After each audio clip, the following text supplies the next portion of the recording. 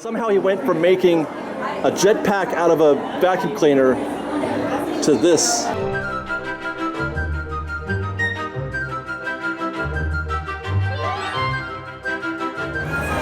All right, first things first, Fresh Bake. We are here in Tomorrowland. I'm looking at Innoventions because I heard a rumor. That the bottom floor of Innoventions is going to be Star Wars only, like nothing but Star Wars down there, which is interesting. It's just a rumor, so I don't want to go on the record yet. But my senses tell me, my fresh baked Jedi senses tell me that it's gonna be something like you might see at the Discovery Zone, a track, or what do you call that? A place over there in Santa Ana that has they do a Star Wars exhibit there every couple years or so. But that's what I'm feeling. I'm feeling like it's going to be this whole bottom floor is going to be memorabilia and stuff like that, as opposed to an attraction, as it were. Now, right across from the Innoventions building, obviously, because they can't do a meet and greet up here on the second floor like they were. They've got the lowest rent meet and greet you'll ever find. Captain America here and Thor over there.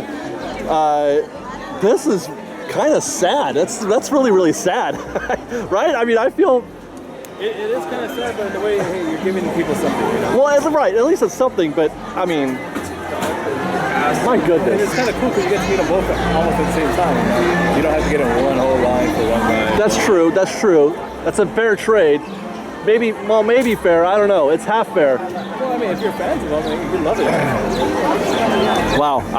This is really. I guess it's a temporary measure. I'm just hoping they bring in Spider-Man and. They're not bringing Spider-Man anytime soon. I know. Yeah. No, I don't think so. All right. Now let's go down this way. I want to go to the Starcade, or the area formerly known as the Starcade.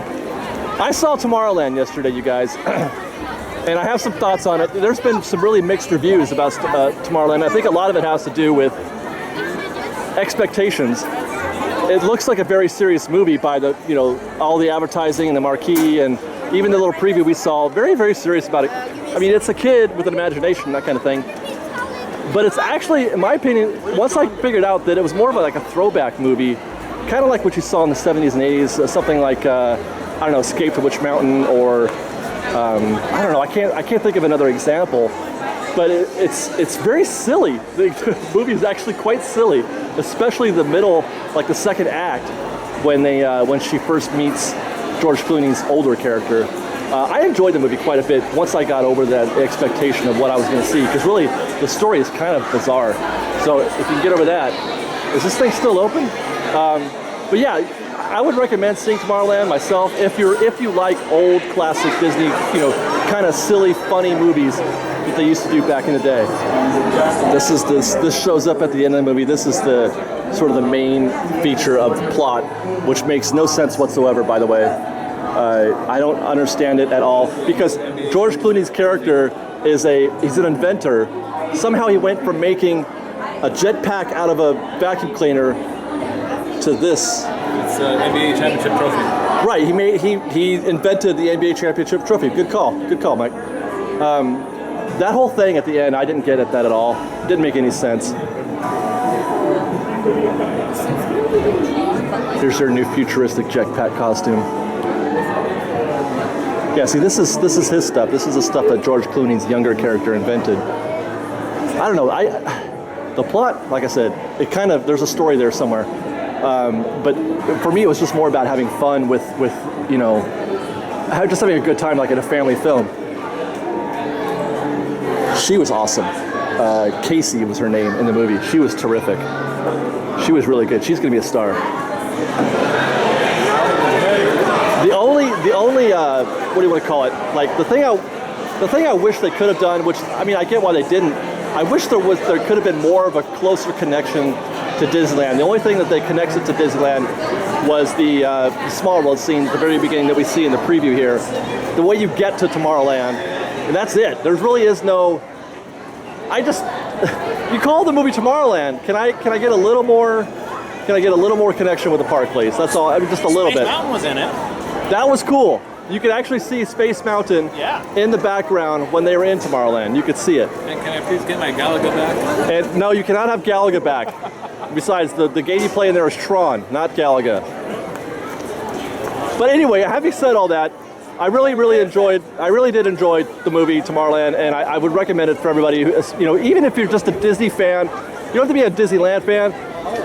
Be a fan of the old, like Apple Dumpling Gang, or Escape to Witch Mountain, or like the computer who wore tennis shoes, or something like those old. That's what it felt like to me, more than anything else. And I think that people were expecting something different, and therefore they were bummed out a little bit by what they found in the movie. All right, Fresh Bake, I got a need to ride a Main Street vehicle. We got to do this at least once a day, right? They're gonna let the Disney wind decide. The first one we can get on. Oh, except for the omnibus. Can we get on the top? Let's try the top. Let's go, Fresh Bake. We're getting on this bus. Actually, we're gonna take a seat in one of these luxurious, cushiony seats right here.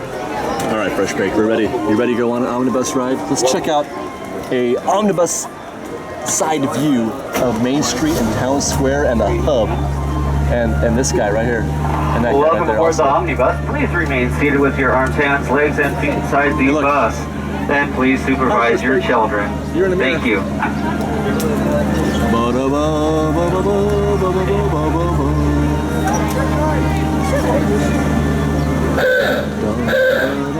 Let's get inside their picture. We're gonna photobomb this couple right here. Oh, darn it, you gave up. Well, but yeah, good plan, good plan. Run out while it's starting, okay. To the right, folks, we have Sleeping Beauty's Castle. As you can see, we are celebrating 60 wonderful years at Disneyland. And ladies and gentlemen, boys and girls, welcome to Main Street USA. Main Street USA recreates small town America that was over 100 years ago. And our Main Street was inspired by Walt Disney's hometown of Marceline, Missouri.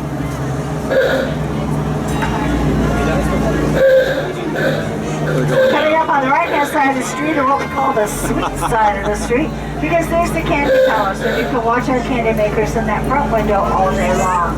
Next up, the Penny Arcade, from where a penny, nickel, or a dime, you can have a whale of a good time. That's Esmeralda sitting out in front. She is our resident fortune teller. Up next is the Gibson Girl Ice Cream Parlor. It's today Saturday. And folks, even though today is Saturday, you can stop at the Gibson Girl and pick yourself up a Sunday. The right-hand side is the Emporium. The Emporium is the largest gift shop here in the park. If you look to the front of the bus and up that center staircase, you'll find the Main Street station for the steam trains. It takes about 20 minutes to go around the park on the steam trains, making 4 stops at New Orleans Square, Mickey's Toontown, Tomorrowland, and right back to good old Main Street, USA. Did you get all that? I got it all, yeah. That was awesome. Because you're next. It's a written test. I would panic so hard. Are you kidding me? And you can't breathe. That's done all in one breath. I know. You nailed it. Yep. And that's only my first trip. It's pretty amazing. We've got lots more videos for you to see, so grab a churro and check out our Secrets in History videos, or maybe our ride-throughs, or you can just watch all of our weekly trip reports and have your mind blown by how much fun we're having. It truly is the best of Disney Bake Fresh Daily. Oh, and don't forget, you can support Fresh Bake through our Patreon campaign, link below. Thanks again for watching, everybody. Fresh Bake!